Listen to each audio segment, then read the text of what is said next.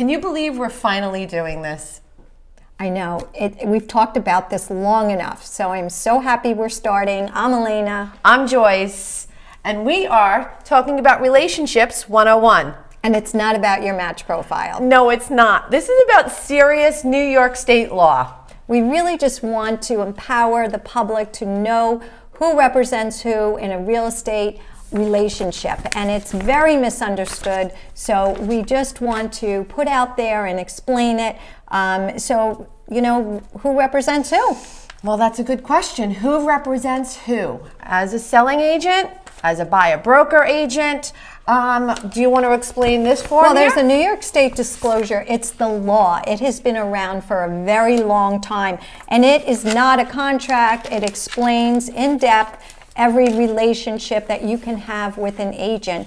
But you know what we really want to talk about, most importantly, are buyers. When they're out with agents, they assume that the agent is representing them. They get friendly with them. They're working with them for a long time. Nothing is discussed. So of course, the agent thinks this broker is working for me, when on the contrary, every single licensee represents the seller.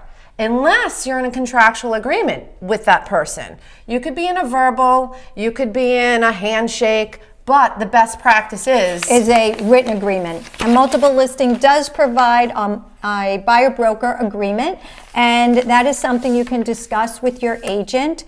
But right off the bat, I mean, on first contact with a buyer, the agent is required to explain that they are working for the seller. So if they don't explain that, you now have the knowledge to ask them, who are you representing? And just because you may contact an agent directly on for the listing agent, you think that they'll be working for you, and in fact, what about your friend? Yeah. Your friend clicked on something. It was on Trulia. On Trulia, she clicked on Trulia. Is looking in a different area in New York. Clicked on Trulia, picked the agent that was underneath, and assumed it was the listing agent. Saw the house several times. In actuality, that agent wasn't even the listing agent or an agent with the company. No, and now she thinks this agent is working on her behalf. And so when she called me just for guidance, because she's a first-time home buyer and doesn't really know the process, I said, well, let's start from the beginning. Who is the agent representing? She goes, me. I go, did he tell you that? Did you sign a New York State disclosure? She said, what's a New York State disclosure? So, that is what, unfortunately, when people aren't informed of the law, then they, they get a bad opinion. And that's why people think real estate agents suck. So we just want to, make sure you understand, if you are working with an agent, if they don't provide you with the information, if you're at an open house or you just started working with them. Well, that brings me to an open house. Guys, this everyone should see this at an open house, because you need to understand agency. So it's only explaining that that person there is representing the seller. It's not a contract, as Elena said earlier, but it's important to know this form is up to an $11,000 fine to the agent if they do not educate you on who they are and who they represent. And this form has been around forever. And this law has been around forever. So this is not something new at all. But it is baffling It really to is shocking. us how many people do not understand who the agent is working for. So the agent working for the seller is looking to get the highest and best price for the seller.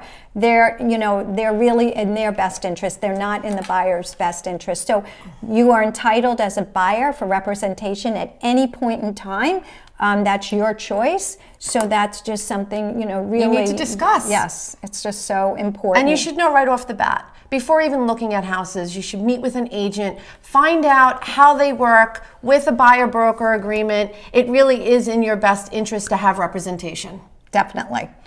And so, we hope we've been able to explain this. And if you have any further questions regarding buyer brokerage, message us. We're always available. So for another topic, let's give them the stats So on Nassau Suffolk County Multiple Listing Service, there are over 31,000 agents. Shocking. That's a Real lot. estate agents in Nassau and Suffolk County. So we are curious what you think the number is for the Agents that have done 6 or more deals in the past year. in 2019, because these statistics are followed, and so there is a number for the amount of agents. And a percentage, so. Yes, yeah. So you know what? Let us know what your guess is for the number of agents. So leave a comment, and Right below. we're gonna fill you in next week. And if you have any topics that you're interested in us hearing about, this is the first of many podcasts, and we're very excited to educate the public. Stay tuned.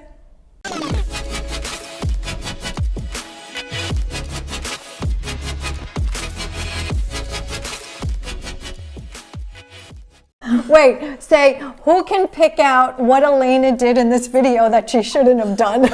I may take your line. I'm not really sure what's going to happen here. It's good, because what if we want to go off topic a little bit? All right, we're not going to do a second take on this. Can you believe we're finally doing this? Wait a second. Are we starting? Okay, start over. Start over.